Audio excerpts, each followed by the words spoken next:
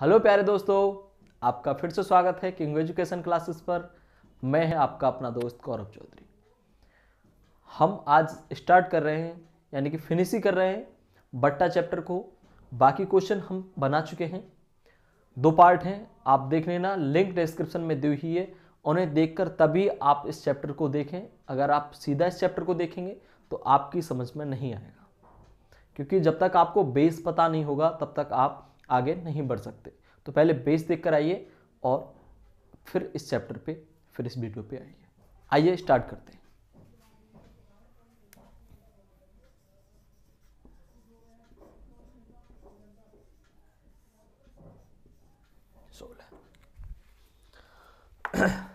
देखो, क्वेश्चनों के साथ करते रहें आप। एक व्यक्ति 12,000 रुपये में स्कूटर खरीदता है और उसे 16,000 रुपये 20% बट्टा देकर बेच देता है, तो लाभ या हानि प्रतिशत ज्ञात कीजिए।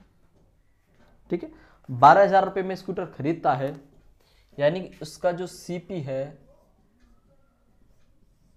वो 12,000 रुपये है, और 16,000 रुपये में क्या करता है कि वो उसका एमआरपी 16,000 रुपये रखता है। फिर कहता है वो कस्टमर से कि मैं आपको 20% का क्या दूंगा, बट्टा दूंगा। जब वो 20% का उसे बट्टा देता है तो फिर पूछता है क्वेश्चन कि उसे कितने % का प्रॉफिट हुआ। हाँ, कितने % का प्रॉफिट हुआ या हानि हुई, ये आपको बताना। देखो, 12,000 रुपये का खरीद के लेके आए, 16,000 रुपये पे 20% का हमें बट्टा निकालना है, तो यानी 16,000 का हमें क्या निकालना है, 80% निकालना है, या 20% निकाल कर हम माइनस कर दें। क्लियर है ना? 2 जीरो से 2 जीरो, 16 मट्ठे 128, यानी कि 12,800 रुपये में उसने उस स्कूटर को बेच दिया। खरीद के कितने का लाया था? 12,000 रुपये का। तो प्रॉफिट कितने का हुआ? 800 रुपये का। जो प्रॉफिट हुआ हमें वो 800 रुपये का हुआ। अगर हम प्रॉफिट परसेंट निकालें तो क्या होता है? प्रॉफिट अपॉन क्रय मूल्य इंटू 100, 2 जीरो से 2 जीरो, और इस 1 जीरो से 1 जीरो, और इससे 2 चौके 8 और 3 चौक 12, 20/3%।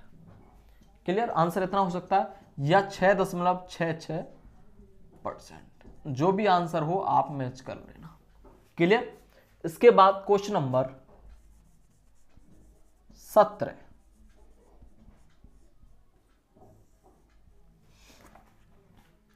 एक क्रेता खरीदने वाला निम्नलिखित में से कौन सा बट्टा श्रेणी लाभदायक है? जो खरीदने वाला है उसके लिए इसमें से कौन सा बट्टा अति लाभदायक है? 2 बट्टे दिए जाते हैं। देखो, 20, 10 और 5। एक बट्टा तो 20 क्रमशः बट्टा है, फिर 10 का और फिर 5 का। 3 बट्टे तो ये दिए जाते हैं, या 2 बट्टे दिए जाते हैं, 25 और 10 और 10%। अब इन दोनों पर्सों में उसमें से बट्टों में से कौन सा बट्टा वो ग्राहक ले जिससे उसको बेनिफिट हो। क्लियर सी बात है। देखो, अगर ऐड करें तो 20 और 10 30, 5 35, 25 और 10 35। ऐसे तो क्लासिफाइड नहीं हो रहा है। हम क्या करेंगे, जैसे मैंने आपको बताया था, इनका हम बट्टा निकाल लें। 100 पे निकाल लेते हैं इसकी कीमत को। देखो, 100 का बट्टा देंगे आप तो 80 बचेगा, 80/100 इंटू, फिर 10 का देंगे तो 90/100, और 5 का देंगे तो 95/100। 100 से 100, इन 2 जीरो से 2 जीरो, 8 नीम 72, 95 गुणा 72। ठीक है, बटा 100 है। 2 पंजे 10, 2 नीम 18 और 1 19, 7 पन्ना 35, बचा 3, 7 नीम 63, 63 और 3 66, 0 9 और 5 14, 6 1 7 और 1 8, 6 68 40।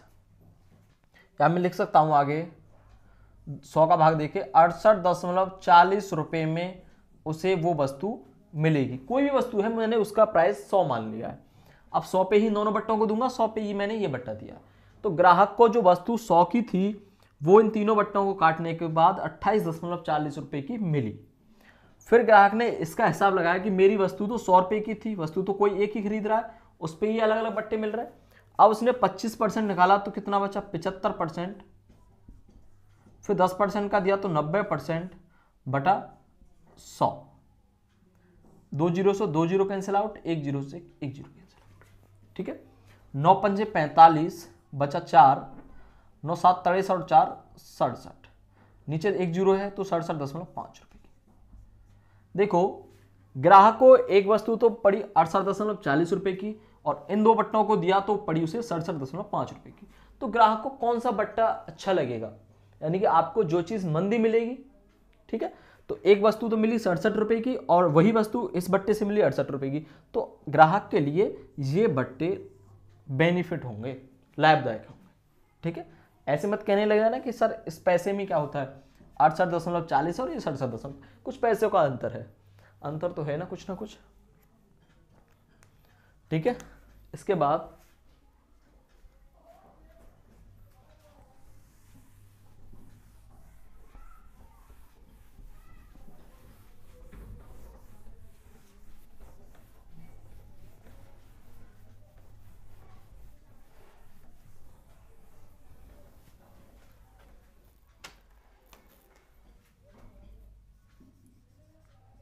क्वेश्चन नंबर 18 देखिए, किसी विक्रेता यानी बेचने वाले के लिए कौन सा बट्टा लाभदायक होगा, ये बात पूछ रहा है कि बेचने वाले के लिए बट्टा कौन सा लाभदायक होगा। पहला 10%, 8%, 2% और एक अकेला 20%। 10%, 8% और फिर 2%, और या एक अकेला 20% का उसने बट्टा दिया। जो बेचने वाला है तो उसे तो ये फायदा होगा, जो मेरी चीज महंगी बिकेगी तो उसके लिए वो बट्टा अच्छा है बेचने वाले के लिए, खरीदने वाले के लिए जो चीज मंदी मिलेगी उसे वो उसके लिए अच्छा है। ठीक, निकालते। देखो मैंने माना मेरी 100 रुपए की वस्तु थी, 100 पे मानना इसलिए बहुत अच्छा रहता है, मैं देखो आगे भी बहुत सारे सवाल कराऊंगा 100 पे ही। 100 पे इतना आसान रहता है कि क्योंकि जिस परसेंट को हमें निकालना होता है वो आसानी से निकल आती है और कैलकुलेशन भी आसान होती है। 100 का अब जब हम 10% निकाल के 90%, 10% बट्टा देने के बाद 90% वस्तु बची और 8% देने के बाद 92% बची, 2% का देने के बाद 98% बची। ठीक है,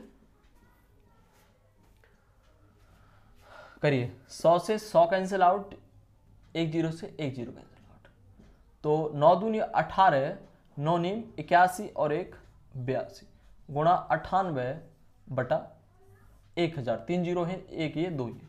ठीक है, बाद में भाग दे देंगे। 8 बट्टू 64 बचा 6, 8 दूनी 16 और 6 22 बचा 2, 8 8 बट्टू 64 और 2 66, 9 8 72 बचा 7, 9 7 63, 63 और 7 70 बचा 7, 9 8 72, 72 और 7 79, 4 4 6 9 और 6 15, 7 और 1 8। एक वस्तु पड़ी उसे जब 3 का भाग दे देंगे, 3 जीरो, देखो जब 1000 का भाग देंगे तो पीछे से 3 अंक छोड़ के हम दशमलव लगा देंगे, तो बेचने वाले को यह वस्तु 85.6 रुपए की पड़ रही है बेचने पर। अब जब दूसरा बट्टा देगा, जब 100 रुपए की वस्तु थी उस पर 20% का बट्टा दिया तो 80 बटा 100 बचा, 100 से 100 कैंसिल हो, यानी कि अब 80 रुपए की उसने ये बेची। तो बेचने वाले के लिए कौन सा बट्टा लाभदायक है, तो बेचने वाले के लिए अब देखो 85 रुपए में बेच रहा है इधर उसी वस्तु को और उसी वस्तु को इधर 80 रुपए में बेच रहा है, तो बेचने वाला के लिए तो ये अच्छा होगा, उसे 5 रुपए के समथिंग का बेनिफिट हो रहा है, तो बेचने वाले के लिए ये वाला बट्टा लाभदायक होगा। ठीक है, क्वेश्चन नंबर 19।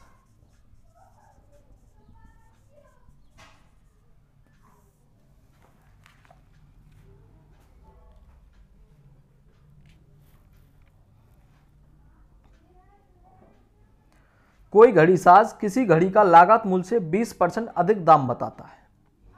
कोई घड़ी साज है वो 20% अधिक दाम बताता है, तो मैं मान लेता हूं कि वास्तविक कीमत उसकी 100 रुपये थी, मैंने सपोज किया है उस घड़ी की कीमत, बट उसने बताया कितना 120। भाई 20%, मैंने तभी तो 100 को माना क्योंकि उस पर परसेंट निकालना बहुत आसान होता है। 100 का 20% 20 है, तो 20 और ऐड किया तो वो 120 रुपये उसने क्या रख दिया, एमआरपी रख दिया। ये भी सपोज करके चल रहे हैं, कोई भी लिखित नहीं है।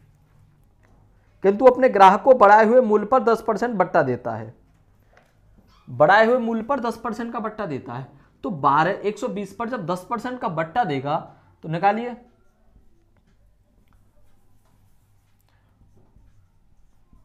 एक 120 पर 10% का बट्टा दिया, या तो 90% निकाल सकते थे या मैंने 10% निकाल दिया, यानी कि 12 रुपए का उसने बट्टा दे दिया।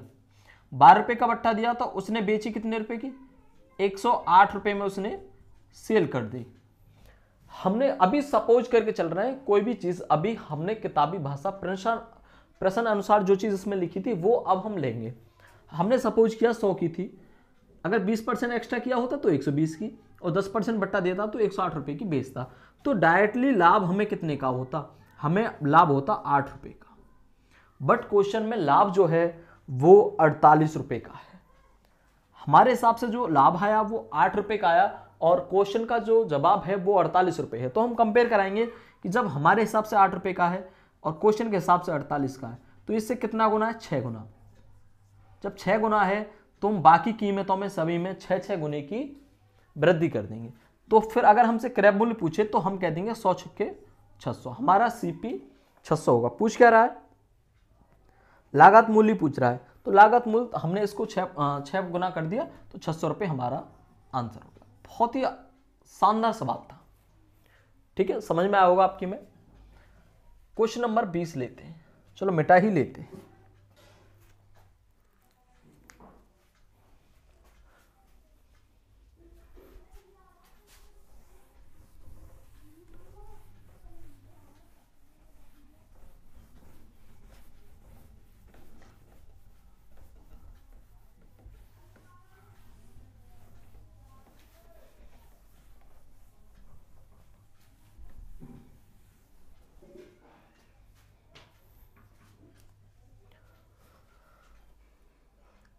क्वेश्चन नंबर कौन सा, 20।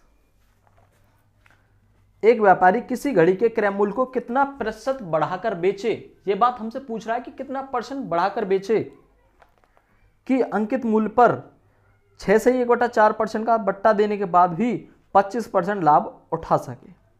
अब देखो, या तो आप अंकित मूल्य 100 मान लो या आप क्रय मूल्य 100 मान लो, ठीक है। आप पहले अंकित मूल्य 100 मान लेते हैं, ठीक है। सपोज किया अंकित मूल्य क्या हो गया, 100। अब उसने बट्टा कितने का दिया है, 6 सही 6 चौके 24, 25/4 का।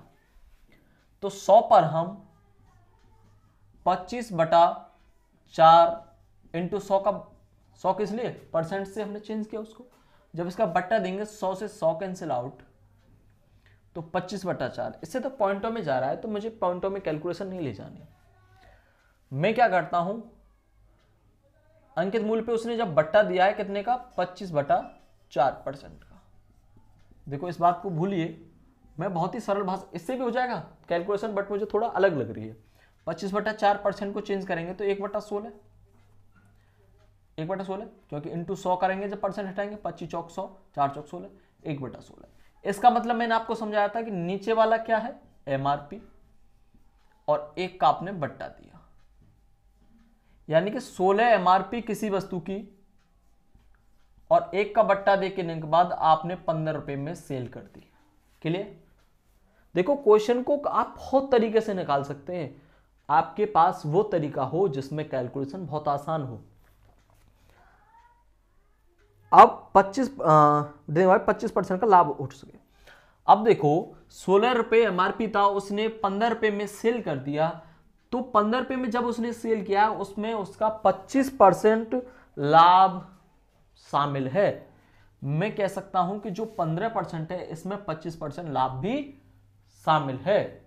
यानी कि मैं कह सकता हूं कि लाभ के लिए मेरा क्रय मूल्य, मैं क्रय मूल्य पे बात करूंगा, 125% इजिकल टू 15 रुपए नहीं कर सकता मैं, क्योंकि इसमें लाभ शामिल है। तो जो उसका क्रय मूल्य था, क्रय मूल्य मैंने 100% माना। जब क्रय मूल्य मैंने 100% माना तो लाभ मेरा 25% उसमें जुड़ा हुआ है, तो 125% is equal to 15, then 100% is equal to, मैंने सपोज एक्स क्रॉस मल्टीप्लाई किया, 15 गुणा 100 बटा 125, 25 चौक 100, 25 पंजे 125, 5 दिया 15 और 4 दिया 12, यानी कि 12 रुपए का उसका क्या आया, सीपी आया। उसी आइटम का, उस आइटम का सीपी 12 था, 16 एमआरपी रखा और 15 रुपए में उसे बेच दिया। अब आप समझे होंगे कि 12 और 15, जो 15 है 12 से 25% एक्स्ट्रा है। ठीक है, ये वाला लॉजिक आपकी समझ में आया नहीं आया, दोबारा रिपीट करिएगा तब देखिएगा। दूसरे तरीके से भी लेके चलूंगा। अब उसने कहा है कि कितने परसेंट एक्स्ट्रा एमआरपी रखे। देखो 12 सीपी था, एमआरपी कितना एक्स्ट्रा रखा उसने, 4 एक्स्ट्रा रखा। किससे, सीपी से। जिससे एक्स्ट्रा पूछता है उसे नीचे लिखते हैं, 4 तिया 12, यानी मैं कह सकता हूं 33 सही 1/3% उसे एमआरपी अधिक रखना पड़ेगा। देखो जैसे मैंने फ्रैक्शन से इसे निकाला था, ऐसे में इसको भी ले सकता हूं। 25% लाभ का मतलब क्या होगा, 25/100, जब इसको काटूंगा तो 25 चौक 100, यानी कि 1/4। 1/4 का मतलब है कि 4 क्या है, उसका सीपी है, और 1 सीपी पे तो लाभ होगा, 1 का लाभ है, यानी कि 4 की वस्तु थी, उसने बेची कितने की, 5 की। भाई 4 की वस्तु है, 1 का लाभ है तो 5 की बेचेगा, लेकिन 5 की नहीं बेची है उसने। भाई इधर वही वस्तु 5 की बेची जा रही है और वही 15 की बेची जा रही है, तो इसका मतलब एक वस्तु 2 प्राइस तो नहीं हो सकते उसके सेलिंग प्राइस, तो मुझे 3 का गुणा करना पड़ेगा। इधर 3 का गुणा तो इधर भी 3 का गुणा, यानी कि 12 की वस्तु 15 में बेची होगी। अब इससे मुझे ये सीपी मिल गया, बस सीपी मुझे चाहिए था। सीपी और एमआरपी मैंने बढ़ा के 4 बढ़ाना है और मैंने परसेंटेज निकाल दिया। बहुत ही आसान सवाल है, जिनकी समझ में नहीं आया होगा तो वो फिर से जैसे इस क्वेश्चन को कर लिया आपने, ज़्यादा माइंड पे प्रेशर ना डालें, फिर से और भी क्वेश्चन करते जाएं। जब 1 या 2 बार जब किसी सवाल को, किसी मैथ को आप निकालते हैं, तब वो ऑटोमेटिक आपकी समझ में आ जाता है।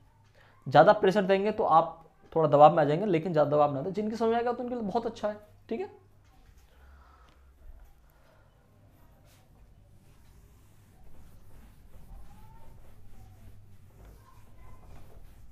देख लेता हूं एक बार वीडियो बन रही है नहीं।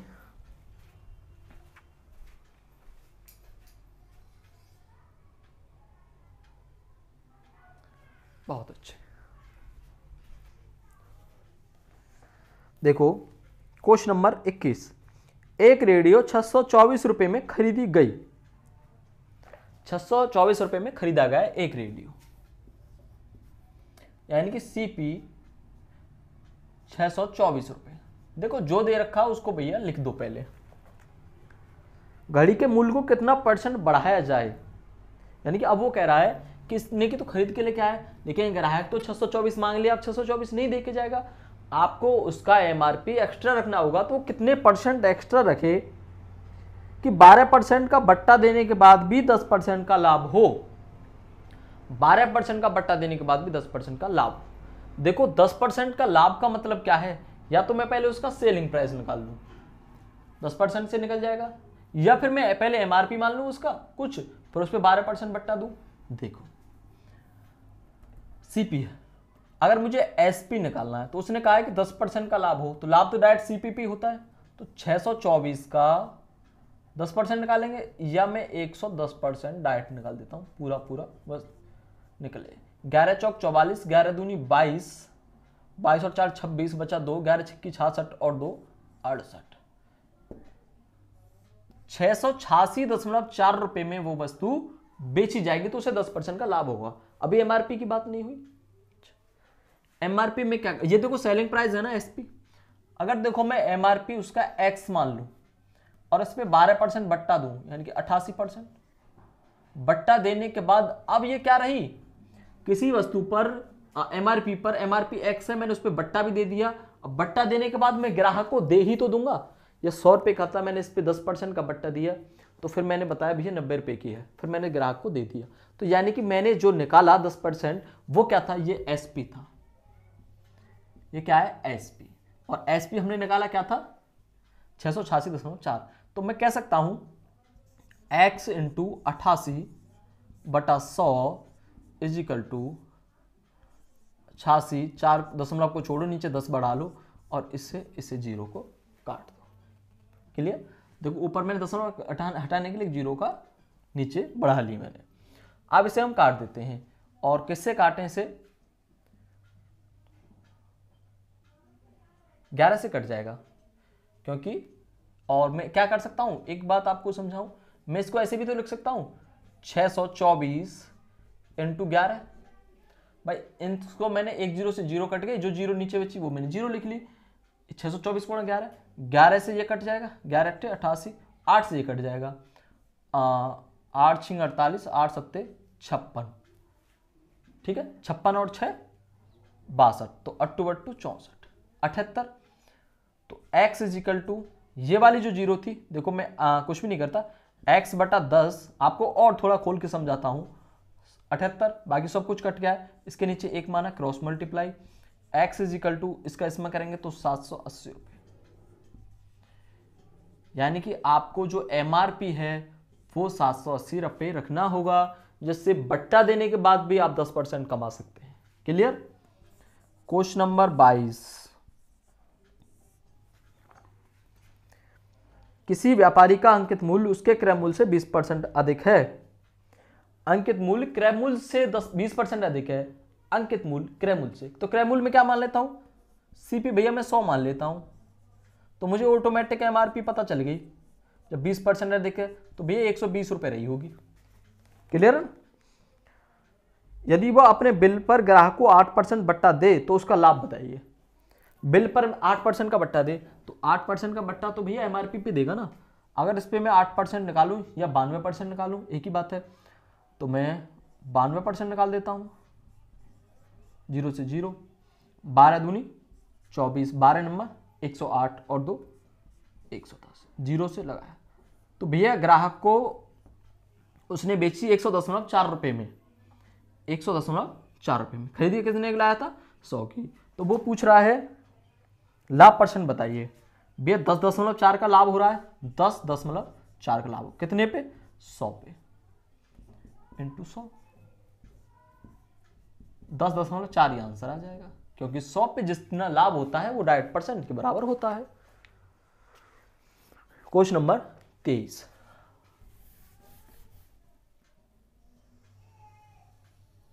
समझ में आ रहा हो तो चैनल को भैया सब्सक्राइब कर लेना और लाइक बटन दबाना मत भूलना भाई। हाँ प्रेस, वो भी प्रेस कर देना, पास में बेल आइकन, वो भी ऑल नोटिफिकेशन। किसी एक वस्तु का अंकित मूल्य 560 रुपये है, एमआरपी 560 है, दुकानदार उसे ग्राहक को 20% छूट देकर भी 25% लाभ उठाता है, तो वस्तु को दुकानदार किस मूल्य पर खरीदा था। यानी कि सीपी आपको निकालना है और 20% इसने इस पर डिस्काउंट दिया है, डिस्काउंट दिया 20%। अब 20% डिस्काउंट देने के बाद भी 25% उसे लाभ उठाता है, तो इसका मतलब उसमें 25% भी शामिल होगा। पहले जो सवाल किया था, पहले इसका 20% निकाल देते हैं या 80% निकाल देते हैं, तो 560 का मैं 80% निकाल देता हूं बटा 100, ठीक है। 8 6 48 और 8 5 40, 40 और 4 44, 448 रुपये में भैया उसको मिल गया डिस्काउंट देने के बाद। अब भी उसको दुकानदार को 25% का ग्राहक 25% का लाभ शामिल है, तो मैं कह सकता हूं 125%, यानी 25 भी शामिल है, 448, 100% मैंने क्या माना, सीपी।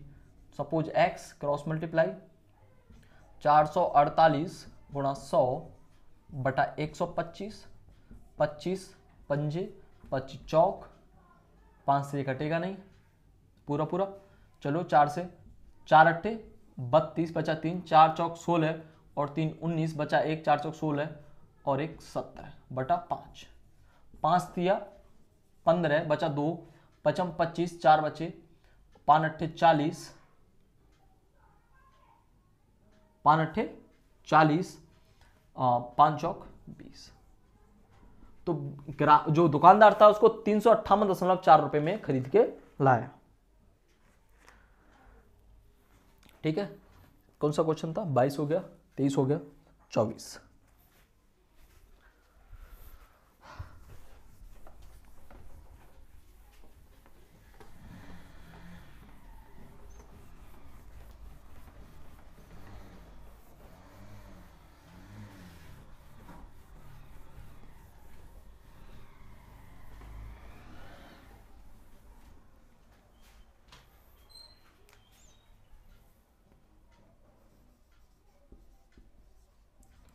सेकंड लास्ट क्वेश्चन है, एक दुकानदार अपनी वस्तु के अंकित मूल्य पर 25% छूट देकर भी 20% लाभ प्राप्त कर लेता है। यदि कुल लाभ 480 रुपये हो तो वह अंकित मूल्य एवं क्रय मूल्य निकाल कीजिए। तो मैं इसमें क्या निकाल लूं? चलो सीपी पे काम करते हैं। इस पे मैंने सपोज किया मेरा जो सीपी था, सपोज से ही सब क्वेश्चन निकल जाते हैं, 100 रुपये। अब उसने क्या किया है कि बट्टा बाद में देखेंगे, बट उसे 20% का लाभ तो हुआ है, 20% का। जब 20% का लाभ हुआ है तो बताइए भैया एसपी कितना हो गया? 120 रुपये। भाई 100 का 20% 20, 120 रुपये उसको लाभ हो गया। अब देखो मुझे बताइए इसका लाभ कितना है? 20 रुपये। लेकिन क्वेश्चन ने कितना बताया है? 480 रुपये। तो देखो ये इससे कितना गुना है? 0 से तो 0 कटी, 2 से ये 24 बार, यानी कि 24 गुना है। अब मैंने पहले क्वेश्चन किया था तो आप सीपी को 24 गुना कर दीजिए।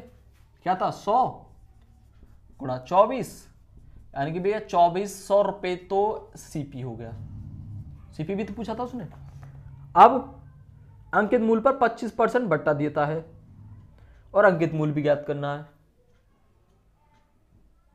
और अंकित मूल्य भी ज्ञात करना है।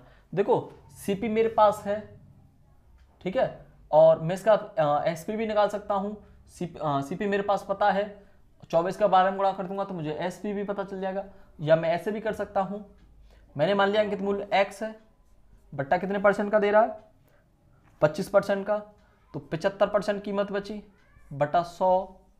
ये एसपी आ गया, और एसपी में क्या कर दूंगा भाई, इसको भी 24 गुना कर दूंगा, 12 120 गुणा 24, ये मेरा एसपी आ गया। दोनों एसपी हैं, कंपेयर कर दो।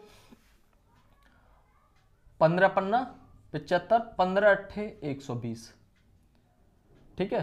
तो फिर x 5x is equal to 8 चौक 32, 8 दूनी 16 और 3 19, 192 इंटू 00 इसका गुणा, और x ये डायरेक्ट भी कर जाता, 192 00 बटा 5, 5 दिया 15, 4 5 अट्ठे 40, 2 5 5 चौक 20, 0। ये क्या था? एमआरपी। क्वेश्चन नंबर 25,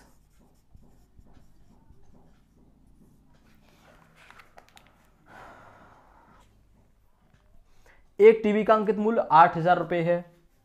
अंकित मूल्य बोलते ही अंकित याद नहीं आना चाहिए, मूल्य याद आ जाना चाहिए। 8000 रुपये एमआरपी। एक विक्रेता उसे 6840 रुपये में बेचता है। टीवी 6840 रुपये में बेचता है। एसपी की बात करें तो 6840 रुपये है।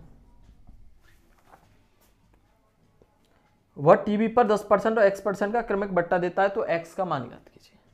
ठीक है, फिनिश हो गए क्वेश्चन। देखो इस पे 2 बट्टा देने के बाद ये कीमत आती है।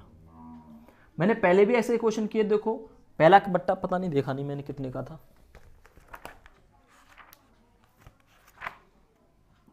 10% का था।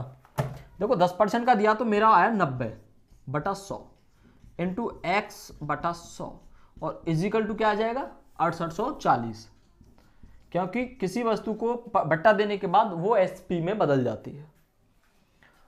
2 0 2 0 1 0 और 1 0, ठीक है। और ये 0 और ये 0 का काम तो खत्म हो गया। 8 9 72, 72 x is equal to 6840, x is equal to पूरा पूरा कट जाएगा मेरे हिसाब से, ये तो बन जाएगा 7 5 10 5 7 35, और कोई 0 रहेगी क्या, 3 और 1 4, ठीक। 6840/72, तो मैं इसे काटता हूं 7, चलो अलग अलग ही काट लेता हूं फिर ज़्यादा दिक्कत होगी। 9 8 72, 9 7 63, 5 9 6 54 0/8, तो 8 7 56, 8 2 64, 8 9 72, 4 बचे 8 5 40, 95%। जब ये वाली चीज़ 95% आई, ये वाली, ये 90 है, ये 90 कब आई 10% बट्टा देने के बाद, ये 95 कब आई 5% बट्टा देने के बाद, तो आंसर क्या आएगा 5%। ऐसे सवाल हमने पहले भी किए, ठीक है।